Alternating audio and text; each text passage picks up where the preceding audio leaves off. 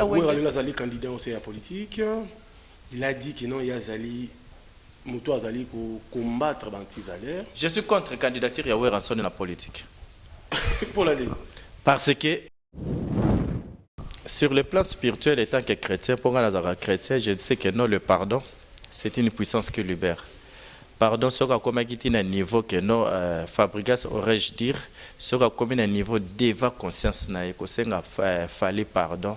C'est moi je trouve ça l'idée est géniale et ça n'est normal puisque pourquoi à pardon, c'est-à-dire à lingi à se délivrer, à se dégager na logo et ça n'a pas wenge zananga wenge ngana lo bango que non tant que cofondateur ya wenge to sala wenge mabe to sala constitution ya wenge mabe, raison pour laquelle les lots ont remarqué que nos climats sont toujours malsains, bana oyo ya weranson na weranson guerre ezalaka toujours ba fingana babiloko moko ya mabe d'une manière ya réciprocité et honorakate. Or ce que Fali na papa ne Kofi, il y a de très bonnes relations. Jibem Piana lelo ba passa ko sangi la ba tutu kaluji bazongi na BCBG, c'est vraiment à encourager. Tout le monde a combien de fois Alain Pela na concert à Jibem Piana. C'est-à-dire que l'ogo peut aux elarana wenge comme on appelle un jour Weranson avec héritier Watanabe.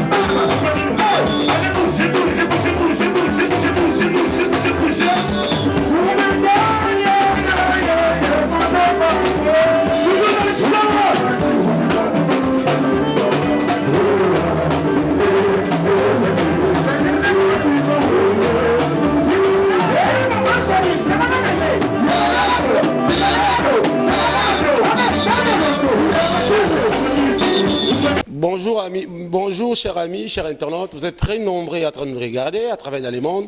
Vous s'abonnez massivement à la Baka Télévision. Ici c'est la compétence Union Influence Média. On reçoit pour vous, chers internautes, Charlie Balaka, analyste politique, leader de l'opinion, opérateur culturel. Alors Charlie Balaka, bon après-midi. Merci Pacherefi. Moi aussi je tiens à saluer internautes Union Soubazota Labiso na Banka.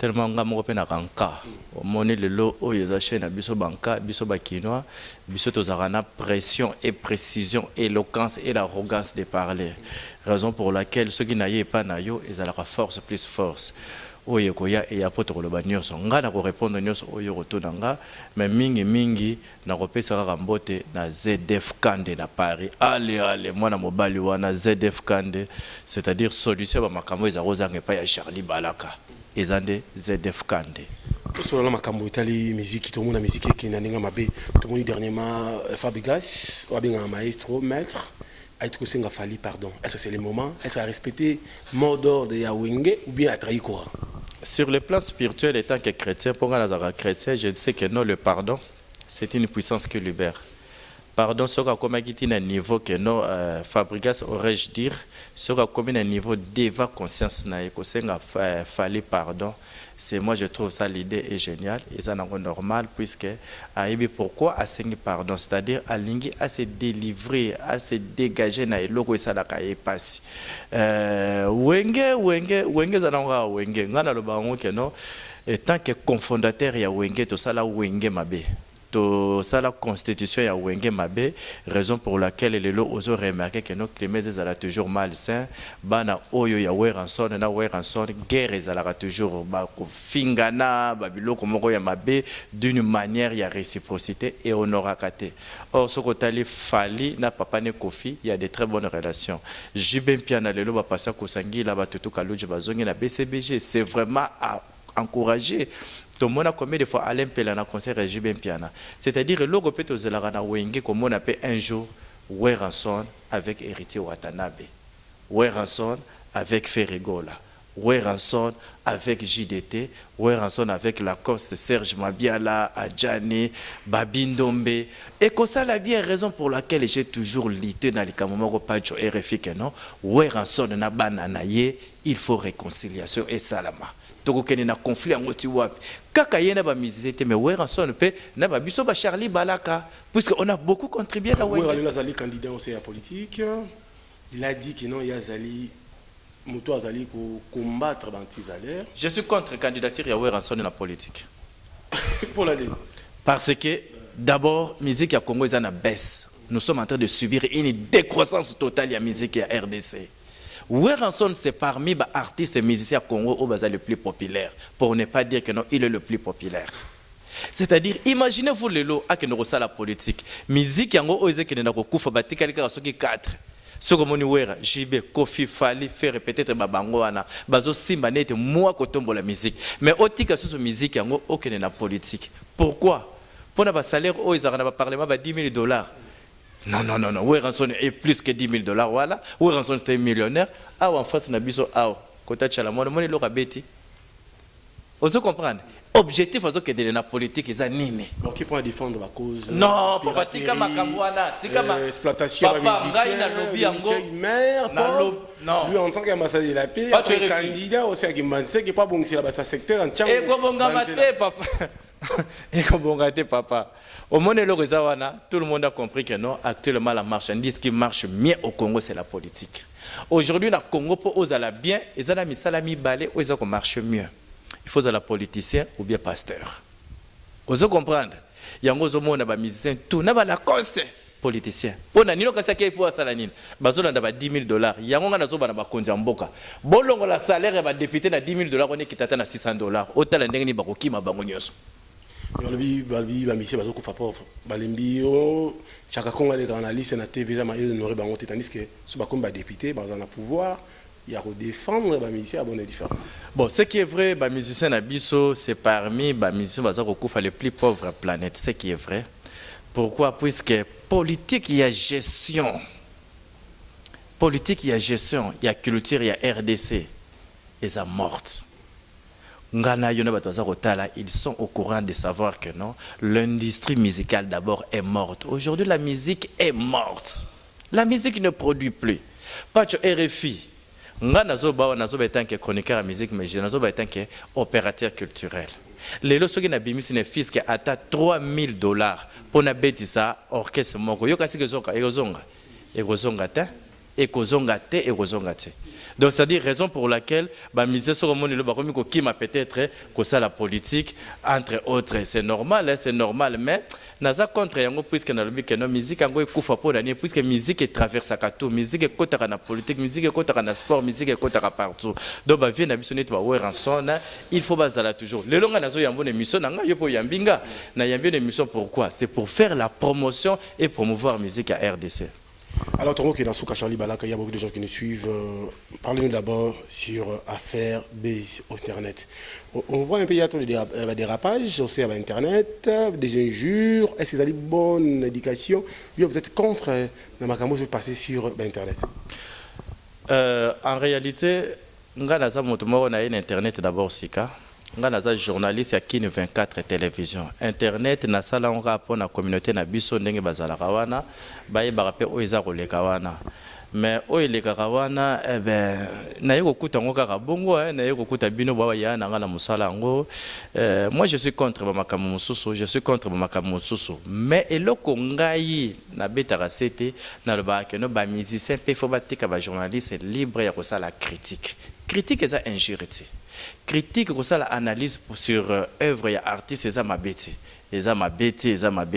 mais injure des amabé sur le plan spiritualité injure des amabé même sur le plan ya droit ngala tanga droit na yebi que non injure eza illégal mboka moko permettre ka te injure salama na ko senga kaka na bande ko na biso ba meka ko chama mai na vino poto boma yango to bomeloko wana e ko sala bien quoi voilà. Alors Charlie Balaka batali biso face au monde entier. Charlie Balaka, producteur d'une émission, patron de la chaîne YouTube, confirmation B3, il y a même temps présentateur, chef de projet ici en Kin 24 télévision. Toujours maintenant d'abord, Marambo Italie, Balobi, toujours vivre, mais toujours vivre, toujours vivre. Les musiciens, chaque jour, nous avons besoin de senga. Quand on a besoin de senga, n'importe quoi, ndeko ya yo musicien wera abeta Zénith. Tout le monde peut n'importe quoi. Ndeko ya yo Fali abeta Olympia Canada. Tout le monde peut lisusu na niveau ya poto kuna kaka. Wenge BCBG ba qui ne peut tourner na niveau Amérique. Je sens yo kalonga na États-Unis. Il réflexion ko zani na bandeko ba diaspora na ba combattant. Nazo senga keno ba to bandeko na biso ba combattant toza famille. Nga na senga ka bolimbisi na onyo so ba moni mabe batika musique na senga ka bango ceux qui ba ko comprendre ba musiciens et puis ba musicien ba yeba pourquoi ba pekisa bango ko beta kuna. Donc il faut moi prise de conscience c'est là. Dossier on est trop glissant dans les gars ko kota yango te pour nalinga vraiment na protéger personnalité nanga. Alors comme on a ba Jossar na États-Unis ba tozo beta na ba Olympia c'est vraiment encourageant tous encourager nous sommes tous opérateurs culturels nous voulons assez que musique na biso zonga na place nango ce qui n'est pas facile lelo musique na biso pozo ndenge ezala ki za facilité pour musique na biso oui d'une part d'une manière ezaya ko kita mais côté mususu pe quelques-uns bazo ça la fierté à musique bana o unité ba games baza bana na biso malgré sur le français mais bana na biso bazo ça la fierté na pecho mususu azali bomo monene wana on va bouger les maillots bouger bazo ça la ba succès donc lelo musique pour ça la succès il faut landa banzela wana soko landeli musique na ndenge kaka ya ba zekaluke to poussa kuna na ndenge ya ba bouger les faisceaux musique za sondenge wana te musique lelo comme il faut yomoko à les devant pour et ça la bien talent banzela ba fali bazo sala et c'est ça la bien quoi donc encore une fois ba mise na biso naza ko encourager bango toza wana pona bango puisque ngai nazo sala politique te ngai nazo sala nanu jusqu'à la musique après 5 ans nazo sala politique nga Charlie Balaka na ko sala politique pendant 20 ans après c'est mon onde fona comme pasteur comme la sukala yo relation na yo pe critique nini pe proposition ni osenga grand frère na yo ensemble. Relation nanga ce qui est vrai avec Weranson eza bien té tozara sous ensemble été autant plus que non ba makambo ile kawana et ça là que non ngana zola mpanzi nanga ya za mpanzi nanga mais yango te ko empêcher nga soki naza na émission na ça la promotion na ye nazana devoir wana attaquer non sur le plan amical sur le plan intimité sur le plan sentimental climat yanga na bango eza bien té mais yango te ko empêcher nga que non na bémission na ça la promotion na bango te bon. On était ensemble dernièrement tout ba yebi ka chaki ngai nazaki conseiller spécial na ye to solo la ki bien te na santa ki que non a manifesté ki bolingwe pa na ngati Bon, j'étais dessus, j'ai été humilié alors. Il y a non, par Sankaraté. Par Sankaraté. Ils ont d'abord dossier à Sankara avec Mosaka. Guerre Zalaki entre Jibin Piana. Moi, j'étais arbitre. Et puis, à maison, même mon qui m'a bendé à l'arbitre, un petit de la forêt. Or, Moussala Nanga qui est journaliste, et c'est une impartialité, neutralité. Tant on a traité les cambos, il faut vraiment église au milieu du village. Donc, à partir de Wana, Naba Makambo, Bimeke Bele Bele, mais hormis tout ça, Ranson c'est mon grand frère ya Mumbala. Azaya nanga na droit de devoir wana ya ko zala toujours bien aillé, bien que le loc les mains comment neti mutuna kwena ye quoi. Donc bonne chance c'est sika baza mais ngape donc nazo bunda ka quoi. Donc nzambe ye mo yebi isika batu bacha point eza ya nzambe te. Po nzambe ayebi point na ye ndenge zalaka. Bambote na ngana kopesa na papier o na simbia wana ZF Kande. Ah non, ye mikolo kaka ye. Flavie Obango na bosani te mère aninti mambo te mama sociale. Belija de Bundes na zako zelo kala mingi te na kin. Na bosani te Kanza Loaka Dengos Mwanga Luc Makanaki, Ma Betty Balaka na Fanfour. Patrick Bompongo, Passi Mère Lausanne et pourquoi pas na Alexis Ngangala. Bana poto bye bye à la prochaine. Merci. Alors merci beaucoup à Chako Openda, le président du Vrai mondialement à BCBG. Jojo Openda, le grand sapeur, le grand homme dans niveau poto, à l'Italie, prêtre en Botebele, président Bouikamassé, Pape Moukémoutema Christian Ngoma la Baronne, je salue Mireille Condé Cavia, big dédicace à Bivion les propriétaires. Merci beaucoup, Namandogo Toubatala, sur la Baka Télévision. 243 89 53 48 057. Merci beaucoup et à très bientôt. Bye, cher internaute.